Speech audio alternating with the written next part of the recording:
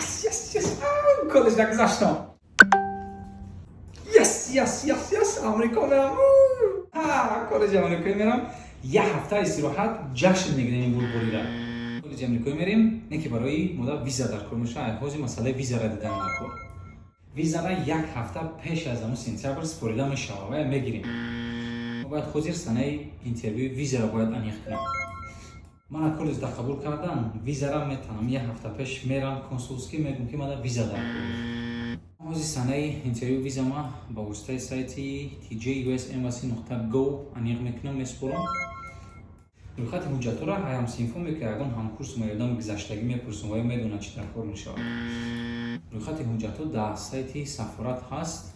وزید میبینیم که چی در کار میشه. بعد 3 ماه ویزا گرفتن نتونستم.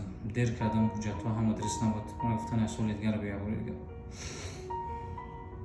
من سر وقت در حدود خود را گرفتم و اکنون به آمریکا برای تحصیل به دانشگاه دوست داشته خود میروم.